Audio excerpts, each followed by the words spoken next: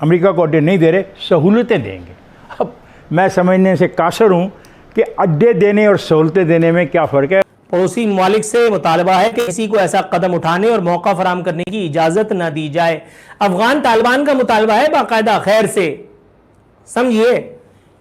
बड़ी मुश्किलों से पाकिस्तानी तालिबान पे आप फतह पाने में कामयाब हुए हैं। अब ये आर्जी ना हो तो अच्छा है। याद है ना आपको, मेजर में उड़ा दिया, फौजी दस्ता उड़ा दिया, मस्जिद बम धमाके से उड़ा दी, इमाम बारगाह में धमाका कर दिया। तेल देखो और तेल की धार देखो वाली सियासत तो वो करते नहीं है, वो तो 2 और 2 4 वाले लोग हैं। अपर चेंबर कम कम ही काम करता है उनका। मैं आपको जो कुछ बताने के लिए जा रहा हूं, अल्लाह की पनाह, कान पकड़िए किसी नौबत ना है। अफगान तालिबान ने तेल देखो और तेल की धार देखो वाली सियासत तो वो करते नहीं है, वो तो 2 और 2 4 वाले लोग हैं। अपर चेंबर कम कम ही काम करता है उनका, बस कर गुजरने वालों में से हैं। उन्होंने कर गुजरने की ठानी रखी होती है। जो बयान दिया है, मेरा ख्याल है आपके और मेरे लिए मशअलेरा होना चाहिए, और उनके लिए जो इस तरह की टेम्परेचर चेक करने वाली हरकतें कर रहे हैं। पाकिस्तान में अमरीकी अड्डे के कयाम की खबरों पर अफगान तालिबान का रद्द-ए-अमल सामने आ गया। लो भाई, कर लो बात। अफगान तालिबान का कहना है कि ज़राए इब्लाग से मालूम हुआ है कि अमरीका कार्रवाइयों के लिए हमारे पड़ोस में मौजूद रहना चाहता है। पड़ोसी ममालिक से मुतालबा है कि किसी को ऐसा कदम उठाने और मौका फराहम करने की इजाज़त न दी जाए। अफगान तालिबान का मुतालबा है बाकायदा खैर से, समझिए।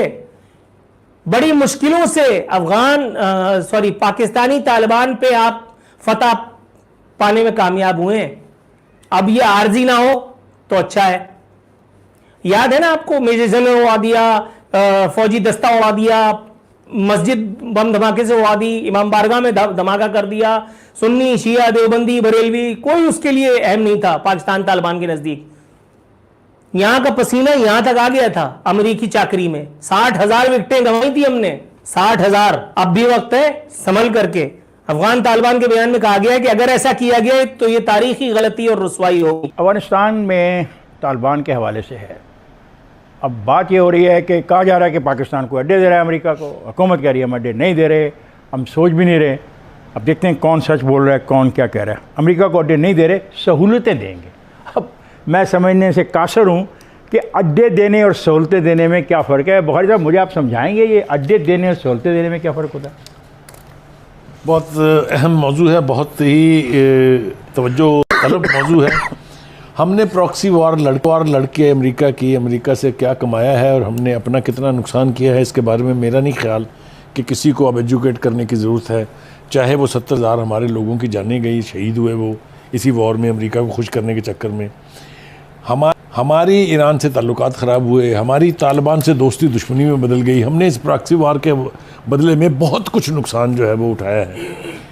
और अब जो होने जा रहा है कि अमेरिका अपनी फ़ौजें तो यहाँ से निकाल रहा है, लेकिन उसको यहाँ फैसिलिटेशन चाहिए, जिसकी तरफ आज शाह महमूद कुरैशी साहब ने इशारा किया और हवाला दिया 2001 के उस एग्रीमेंट का। वो एग्रीमेंट अपनी जगह, लेकिन उस एग्रीमेंट की और भी तो बहुत सारी शिकें थी ना, जिसका अमेरिका को एहतराम करना चाहिए था। वो किया उन्होंने। हमें प्रॉक्सी वार लड़ने का ये फ़ायदा मिला कि तवील तरीन सेंक्शन रजीम पाकिस्तान के ख़िलाफ़ अमेरिका ने लगाई, पूरी दुनिया से हमें आइसोलेट किया उन्होंने। तो 2001 के मुआहदे में जितनी शिकें थी, बाकी उस पर भी गौर कर लेना चाहिए। ये हम डिनाई कर रहे हैं कि हम उनको अड्डे नहीं दे रहे हैं, बिल्कुल ठीक हो गई ये बात, फॉरेन ऑफिस की माननी नहीं चाहिए। लेकिन अगर हमारे 2 हवाई अड्डे जो हैं वो शामिल होंगे उस फैसिलिटेशन में जो हमने उनके लिए करनी है, तो बात तो एक ही है। आप ये देखें कि इसके बाद तालिबान की तरफ से बाकायदा थ्रेट आने शुरू हो गए हैं। मैं और जावेद, आप भी थे मौजूद, हम बात कर रहे थे आपस में कि उस तरफ से धमकी आ गई है कि गौर करे पाकिस्तान, इससे पहले कि सूरत हाल जो है वो तकलीफ दे हो जाए। मैं ये कहना चाहता हूँ कि हमें इस प्रॉक्सी वार का न माजी में कोई फ़ायदा हुआ है, ना हमें आने वाले वक्त में कोई फ़ायदा होने जा रहा है। अमेरिका अपने मुफाद से ऊपर उठ के देखने के लिए ना कभी माजी में तैयार हुआ है, ना वो अब तैयार होगा। हमें अब दोबारा इस्तेमाल नहीं होना चाहिए। बिल्कुल सही बात है बुखारी साहब। बात यह है कि जब से बाइडन एडमिनिस्ट्रेशन आई है, उसने आते ही डेट दे दी कि 11 सितंबर तक अमेरिका अफ़गानिस्तान से निकल जाएगा। उसके बाद ये तमाम एक्टिविटीज़ अनफोल्ड होना शुरू हो गई। उसका पहला यह हुआ कि विद इन अफ़गानिस्तान लड़ाई शुरू हो गई, और जो उनका आज की तारीख तक जो एक सूबा है लुघमान, उसके इर्द गिर्द तालिबान ने सराउंड कर लिया है, चौकियों पे कब्ज़ा कर लिया है। और इवन जो अफ़गानिस्तान के आर्मी चीफ़ है, वो उस सूबे में आके बैठ के उस ऑपरेशन को अब लीड कर रहे हैं। और दूसरी तरफ अमेरिका के लिए प्रॉब्लम ये बन गया कि अगर हम अफगानिस्तान छोड़ते हैं तो हम कहाँ जाएं, और जाने के लिए उधर जो सेनेट में उन्होंने ब्रीफिंग ली और उधर जो बातचीत हुई, तो वो पाकिस्तान को तो इस रीजन में कोई इग्नोर कर ही नहीं सकता। इसलिए उन्होंने पाकिस्तान से रब्ता किया, तो वो जिसका बुखारी साहब हवाला दे रहे थे 2000 वाला एग्रीमेंट जो पाकिस्तान ने अमेरिका के साथ किया था, air ground lines of communication वाला, ठीक है, उसके तहत वो फैसिलिटेशन ऑलरेडी चल रही थी, एयर स्पेस हमारी इस्तेमाल कर रहे थे। अब वो इससे आगे की बात कर रहे थे, जिस पे हमारे फॉरेन ऑफिस ने भी, हमारे फॉरेन मिनिस्टर ने भी बड़ी क्लियरली डिक्लाइन कर दिया कि ऐसी कोई बात नहीं है और ना पाकिस्तान ऐसी चीज़ करेगा। इससे भी अहम चीज़ ये है कि देखें, जिसका आपने माजी का हवाला दिया, उससे बढ़ के देखें पाकिस्तान की हुकूमत और हमारे तमाम अदारों को ये सोचना चाहिए कि माजी में हमारे साथ क्या हुआ, और पाकिस्तानी कौम अब मुतहम्मल नहीं हो सकती एक और जंग लड़ने के लिए, क्योंकि अफगानिस्तान की लड़ाई अफगानिस्तान के लोगों को देखना चाहिए अपने अमन के लिए। ये हमारी रिस्पॉन्सिबिलिटी नहीं है। वोट करेंगे, हाँ, हम ना अपनी जगह किसी को इजाज़त देंगे किसी भी मुल्क के खिलाफ, और ना ही हम किसी मुल्क के बंदों को अपने पास रखने चाहिए। हमें अपने हमारी हुकूमत की पॉलिसी भी यही और हमें अपने मुल्क की सेफ्टी और इसके अमनो अमान की खुद हिफाजत करनी है, और कोई बाहर से आके हमें ना सेफ कर सकता है और ना कोई हमें थ्रेट कर सकता है। देखिए भाई, बात यह है कि अमेरिका का ये मसला नहीं है कि उसके जाने के बाद वहाँ क्या होता है। अफगानिस्तान में सिविल वार होती है, आग लगती है, या औरतों को कोड़े पड़ते हैं, या जमहूरियत बर्बाद होती है, ह्यूमन राइट रहते हैं नहीं रहते हैं। उनका मसला सिर्फ इतना है कि वहाँ पर अलकायदा और दाश ना पनपने पाए, ताकि अफगानिस्तान से बाहर निकल के वो अमेरिका और उसके इत्तेहादियों को थ्रेट न करे। हमारा इशू भी ये है कि जो भी हो, हमें भी चाहिए कि अंदर जो भी हो हमें मुदाखलत नहीं करनी चाहिए। ये इशू तो अमेरिका उधर रुक जाए, एक दूसरे को नहीं रुक रहा, मेरी मर्जी से पाकिस्तान हुकूमत तो यही चाहती है। अच्छा, फिर रुक जाए उधर।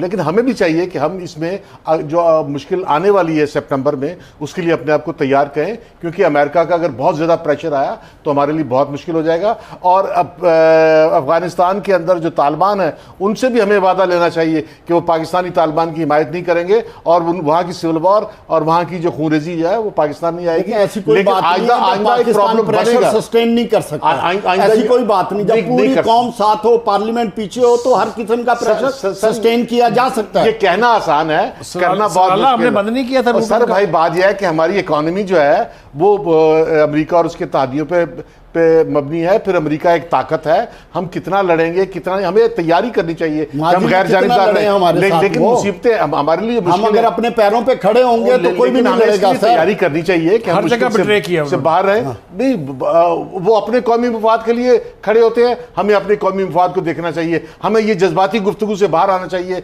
और इससे निकलना चाहिए। वो जो मर्जी करें, अफगानिस्तान के अंदर रहें, पाकिस्तान को मुतासर न करें, और अमेरिका जो है वो हमसे मुतालबा ना करे, और अमेरिका का दबाव कैसे बर्दाश्त करना, इसको मैं फाइल करना चाहिए। वरना अगर दबाव आया तो हमें करना पड़ेगा। अगर हम ये कहें कि अमेरिका से जान छुड़ा लेनी चाहिए तो ये हमारे मुफाद में नहीं है। हम जिंदा नहीं रह सकते ना। हम फिर मैं बतौर पाकिस्तानी समझता हूँ कि अमेरिका को मैं ये हक देने को तैयार नहीं कि ये कल बात मेरे पर इल्ज़ाम आए कि जनाब वाला हमारी हदूद को इस्तेमाल करके हमने उनको फैसिलिटेट किया। चले, मैं हदूद वदूद के टेक्निकल बहस में नहीं जाता, क्योंकि आप टेक्निकल बहसों के खिलाफ जंग लड़ते रहे भाई। सवाल है, फैसिलिटेटर हमें नहीं बनना चाहिए, जंग लड़ते किसी तौर पर भी फैसिलिटेटर नहीं बनना चाहिए। और जैसा कि बुखारी साहब कह रहे हैं, जैसा कि मैं कहता हूँ, जैसा कि अगर आवाम से, आम आदमी से बात की जाए, खैबर पख्तूनख्वा में जाओ, बलूचिस्तान में जाओ, कराची में जाओ, पंजाब में जाओ, लोग कहते हैं हमें किसी तौर पर भी अमेरिका की इस खेल में उसके साथ फरीक नहीं बनना चाहिए।